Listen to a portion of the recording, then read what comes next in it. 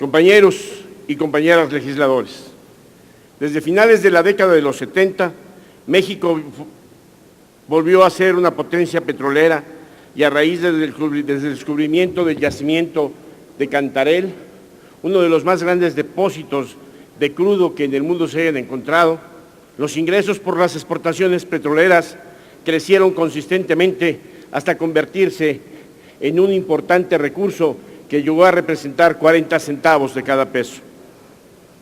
Imposible desconocer los beneficios que el petróleo ha traído a México, pero también no se debe ignorar que como país y como sociedad adquirimos el síndrome petrolero y que nuestra economía paulatinamente se adaptó a esa circunstancia.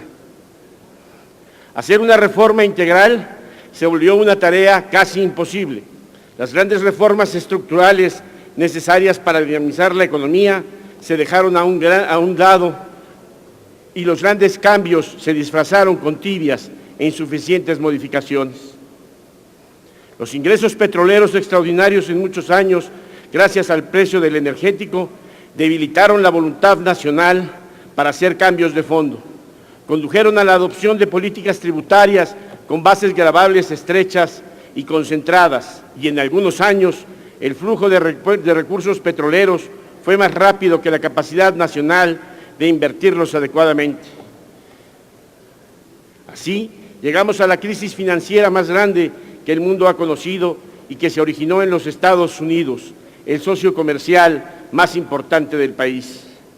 México está sufriendo el efecto de esa crisis. Nuestra economía cayó en más de un 10% en el segundo trimestre del año cuando tocó fondo. Haciendo una minuciosa revisión del tercer año de gobierno del presidente Felipe Calderón, se identifican acciones contracíclicas cuyo objetivo ha sido la defensa del empleo, la protección a las familias de menores ingresos y, en general, aminorar lo más posible los peores efectos de la crisis financiera.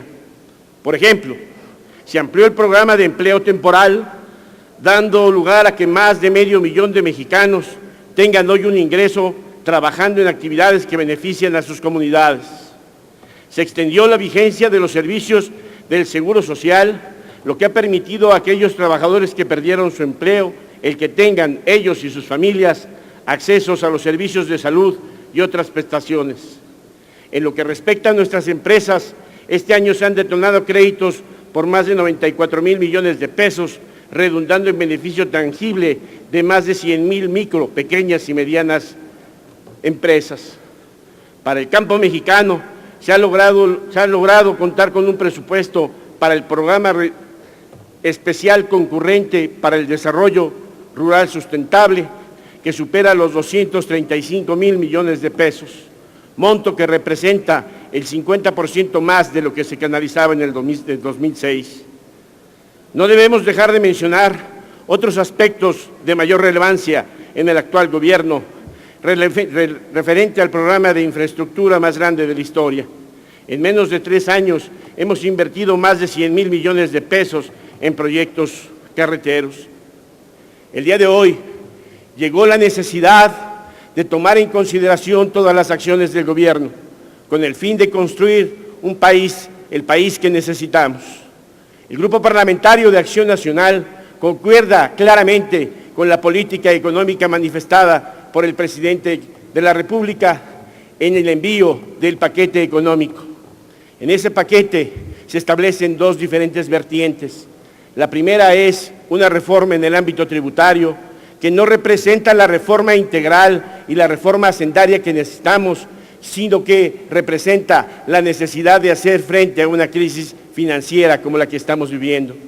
Y el propio señor presidente fue enfático en la necesidad de realizar reformas importantes en el plano estructural de nuestro país, reformas en materia energética, reformas en materia económica, de competencia económica, reformas en materia de infraestructura, la necesaria reforma laboral, reformas en materia agraria, en materia del campo, de vivienda, una serie de reformas que serán necesarias dentro de esta legislatura. La propuesta económica del Ejecutivo representa las 3 posibles vertientes. En primer lugar, el cubrir el déficit mediante un endeudamiento temporal de 60,000 millones durante el ejercicio del 2010, 40,000 en el 2011 y nula en el 2012. Asimismo, el señor presidente de la República ha tomado la firme decisión de disminuir el gasto programable. Ha reducido y se reducirá una serie de competencias y de atribuciones de diversas secretarías. Se congelarán los salarios de los servidores públicos de mayor jerarquía. Y asimismo, por ser necesario, se requiere una reforma fiscal. Una reforma fiscal que a nuestro partido le parece en estos momentos la adecuada. Una reforma que tiene tres diferentes vertientes. Una reforma que es necesaria para nuestro país en este momento, pero que indudablemente no representa la reforma que el país necesita. Nosotros estamos convencidos de que es necesario llegar a una reforma hacendaria integral. No veamos, compañeros diputados, en esta reforma la única voluntad del Poder Ejecutivo. Veamos simple y llanamente la necesidad de cubrir el déficit presupuestario. Mucho se ha hablado del impuesto del 2% para combatir la pobreza.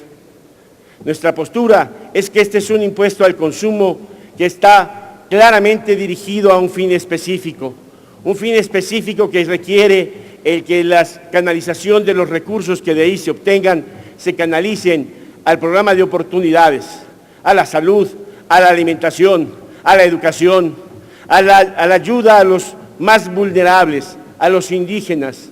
En nuestro país, hace más de 30 años no existía un impuesto destinado a un fin específico. Este es un impuesto que está destinado para ello. No es un impuesto que tenga arbitrariedades, es un impuesto que debemos ver en el reflejo de un importante inicio que se debe dar en esta materia. Uno de los principales puntos en el decálogo del señor presidente es precisamente el combate a la pobreza. Este impuesto pretende ser un paliativo importante para que nuestro país cada día sea un mejor país y cada día nosotros los mexicanos estemos convencidos con convicción de nuestros anhelos. Ya llegó la hora de realizar las reformas necesarias. En el Grupo Parlamentario de Acción Nacional estamos dispuestos a construir un México mejor. Estamos dispuestos a debatir, a platicar, a charlar en forma responsable por el beneficio de nuestro país, un país de todos. Nosotros estamos convencidos de que la propuesta económica del señor presidente de la República es un buen principio para lograr los anhelos que todos deseamos. Por ello, en este momento, nosotros, los que integramos el Grupo Parlamentario de Acción Nacional, estamos en la mejor disposición de que todos juntos construyamos un México mejor, que debatamos, que platiquemos, que manifestemos las ideas con un ánimo de responsabilidad y con un ánimo de una mejoría paulatina para nuestro país. Muchas gracias, compañeros.